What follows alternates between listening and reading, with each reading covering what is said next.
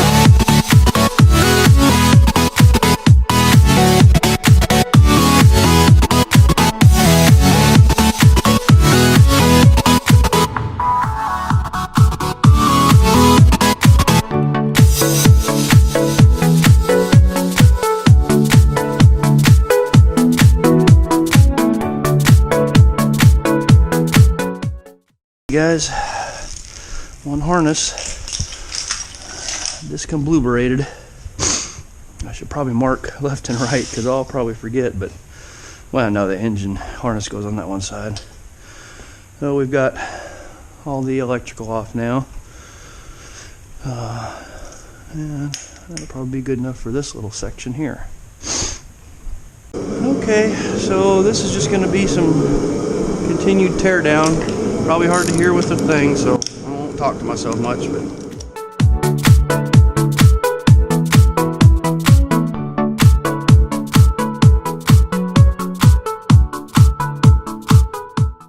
I'm going to do a couple things where those are charging that are pretty obvious and easy.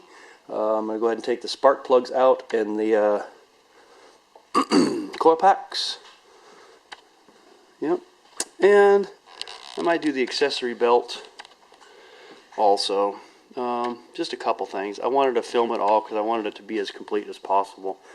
It's not easy out here, you know, all by yourself working. So, anyway, we'll see. So coil packs, accessory belt, maybe this hose off here, or maybe the intake manifold. It is ready to come off. There's nothing else connected to it except for maybe some hoses underneath in the front. I don't know because I've never done this before. So this guy right here, and yeah, the rest of it's just bolt on. We'll see. Here's another little garage tip. I think I got these from my wife when some company was closing down, but they're just Ziplocs with ride-ons. They're commercial stuff. I think you can get them online. Or you could use regular Ziploc freezer bags because they've got ride-ons too. But so I'm going to be taking a lot of bolts apart, and like I said, I've never worked on one of these before. I don't have a manual, so I'm going by memory. So I'm going to do a lot of this kind of stuff. So those are the coil pack bolts. Just right on there, put them in the thing. I can now throw them in the container. Coil packs are obvious, I don't need to package those, but like when I take each individual component off, like the valve covers, the valve covers, I'll probably put those in a container. Intake manifolds, I can reuse those bags, which I do. I'll mark that off. Actually, I'll just keep it in there, and then if I am taking something else apart and I need coil pack bolt bag, then I'll use that one. But usually I just mark it off and reuse them 4 or 5 times before I throw them away. They last forever. It's just a neat little tip when you're messing around with stuff. You can keep track of it.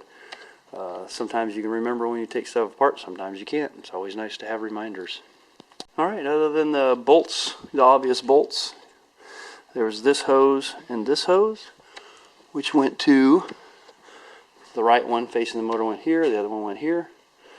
And then that's more stuff than I've ever seen underneath an intake manifold. Manifold. I don't even know what this stuff is.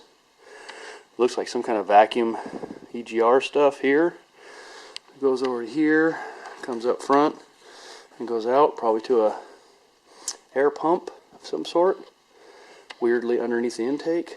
There were some little foam seals right here I took out. They're just tucked in there, pieces of foam. Looks like 4 knock sensors. 1, 2, 3, 4. Wow, pretty complex motor. Neat. Alright, well, I'm going to stop right there because I want to do the rest by head cam, just to, you know, do something different. But it's kind of hard when you get started and you're like, oh, I got to stop and wait for a battery to charge. But anyway, it's all good. I'm going to have a soda, take a break. We'll take the, next we'll do the injector, the rails. Fuel rails. I don't know if I'll probably do the fuel rails while it's on the motor, because I am thinking about the heads are probably going to need to be surfaced, so I'll probably take those off while it's on the motor, start doing some accessories, maybe pull a valve cover or two and see what's going on in there. Alright. I pulled the coil packs out and the intake manifold. Now the intake manifold looks like a big piece. There really was this hose, a hose that went here, and a hose that went here, and then the bolts. Oh look, I just saw those. And that was it. There was nothing else about it. There was a little foam thing here and here once I took it off. And then I showed a little piece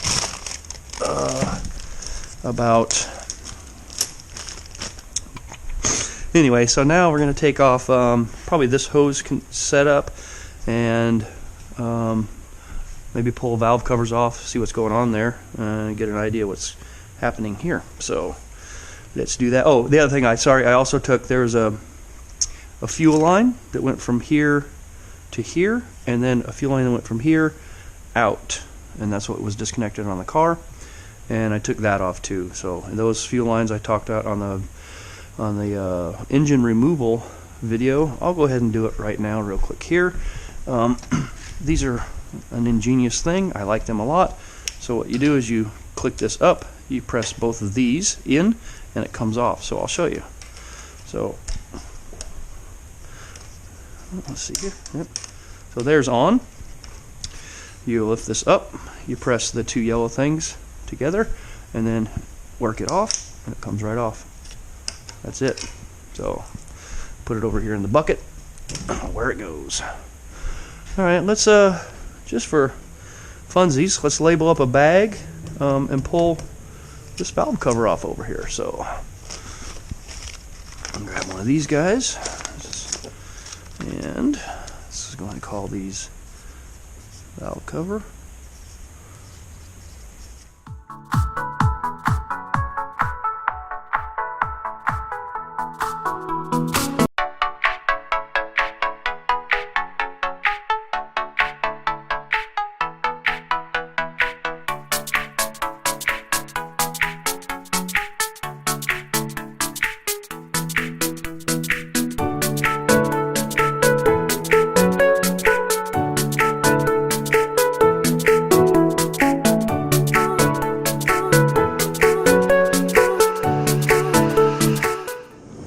Pretty clean inside.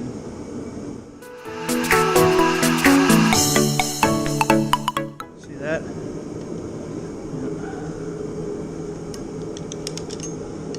Chain is super loose, so something gave away in there.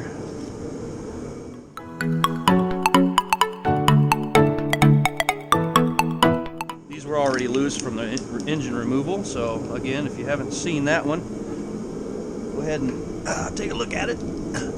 It's a little long, but you can zip through it and see a lot of the stuff that we did.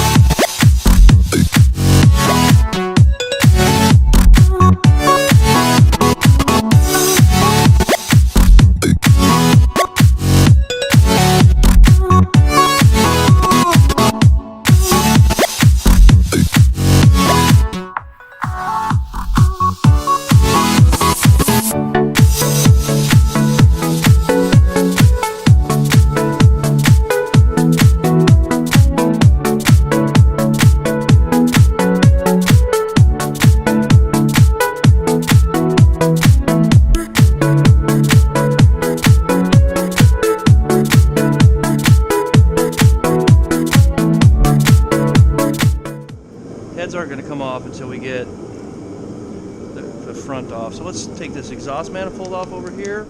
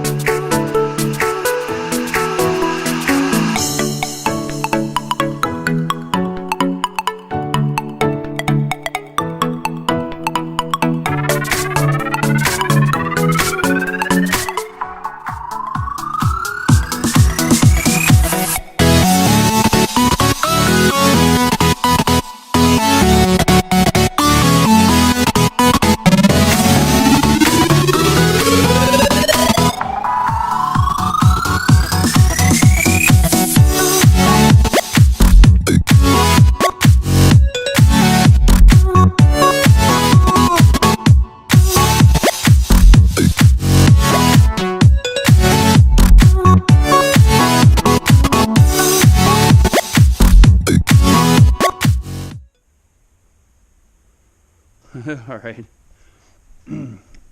All right, so I had to get my wife to stand on the back corner there, and this thing was very tight. I'm going to say probably about 160, 180 foot-pounds, just a guess. So now we're going to pull that guy out of there, hopefully.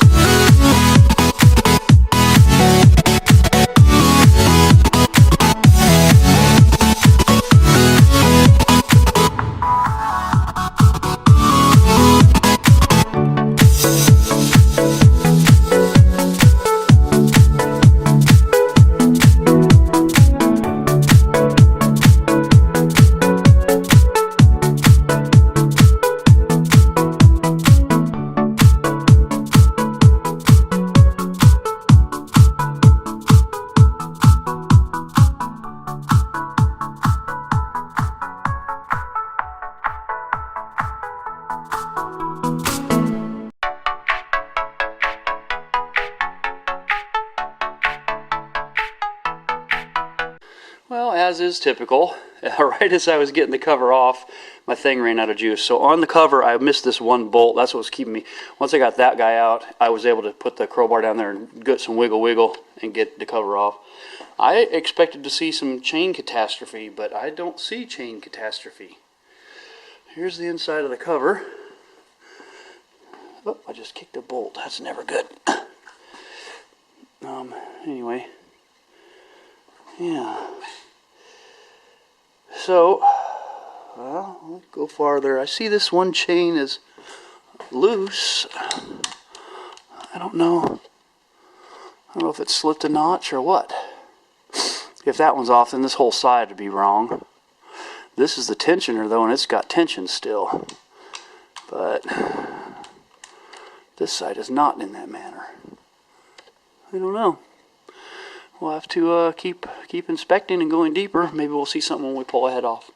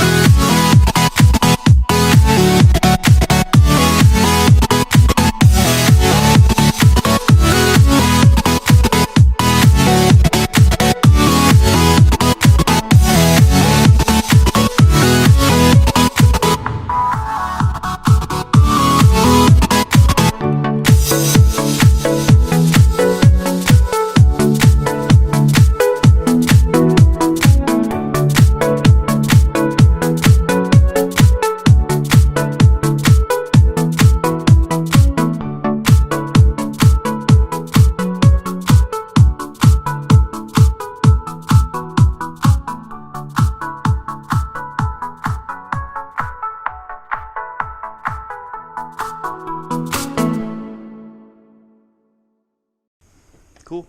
Well, that's one head off. I guess I could try and pull the other head off before it's time for me to go. We'll do that. Nah, I won't have time. So it's fine. It's fine. Yeah. Yeah, I don't want to get in a hurry. All right. Pull the other head off tomorrow. I don't know about this. Like some plastic thing is melted in here.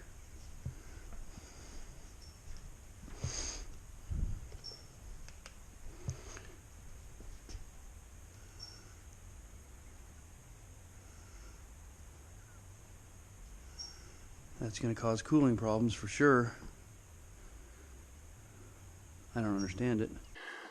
Alright guys, this is going to be the end of this video. I really wanted to do a video of just tearing this whole thing down just so people could watch and see. Or maybe somebody tore one apart and couldn't remember what went where. But it's just going to turn into a waste of time at this point. I wanted to show you, the customer said, who's a friend of course, said he'd rather do a imported Japanese motor for replacement rather than rebuild, which I'm kind of glad because I don't understand this motor, or I'm not as skilled on this motor. You can see where the pistons were really just gouging on the cylinder walls there. Hopefully you can see that. Just bad. So it was going to need a bore.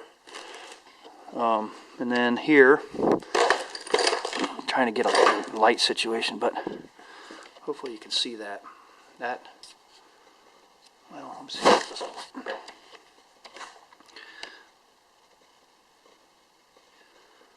Hard to see, but there's actually, you can see the ring. There it is. Sorry, got a right angle. So you can see the ring there. It's missing a piece of the piston. And it's not like it's broke off, it's like it's melted. I don't know if this thing had some kind of a tune in it or something. Sorry. I don't know if it had some kind of a tune in it or something. Oh, and then also, yeah, because that's usually a lean condition, but it wasn't running a engine code. But if you look in here, there's some weird plastic thing here. It's plastic and flexible, and down here it's melted. So it's like there, plastic, and then all of a sudden it just melts into oblivion. Yeah, so I wouldn't even know how to replace that. I mean, you can see it's melting there and melting to the... Hard to focus on that. Anyway, lots of problems with this guy. The chains, I think I said earlier that the sprockets on the chains were like poke you sharp. They were so wore. So I think it got super hot. The oil, my theory, it got super hot. The oil got super thin. The chain tensioners were weak enough, and this thing has 150,000 miles on it. Shouldn't be a lot for this type of a motor, but it wore. I mean, you can. They're sharp. Even the one on down here on the crank is pretty bad. So you can feel the burrs on the edges, and they're pointy sharp, like you could almost cut something with it. Yeah, so we're going to call it a victory here. Package this guy up. Probably keep it around. I don't know if we'll try and just sell it for somebody that wants parts or something. I don't know. We'll see what Mr. Gary wants to do with it. Sometimes you can sell these to people that want them for, a couple $100 or something. We'll keep all the accessories and inspect on the Japanese motor. There's a place here in town that sells imports, so you get a 50,000 mile or less motor. I think it's like $4,500. So we're going to do that. I'll show you all the pieces. There's a mess in here. I got to taking parts off and just made a mess. But yeah, sorry guys. I really wanted to do a video of tearing the whole thing down. I was actually going to pull the crank and stuff out because I'm interested in myself, but it's a big time sink, and I've got, as you can see, got a little bit of work to do on this old Audi, and hit the rear brake on the silver truck is still locking up, so I want to look at that. So I've got a couple things I want to take care of this weekend, and this just isn't in the plan any longer. All right, well, thanks for watching, guys, and sorry if I disappointed, but well, one head is pretty much the same as the other, intake's off. I mean, it's almost a tear down. I just didn't get to the bottom end. So hopefully I didn't disappoint. Hopefully it was of some value, or at least entertaining. We'll see how it turns out. All right, thanks guys. Bye.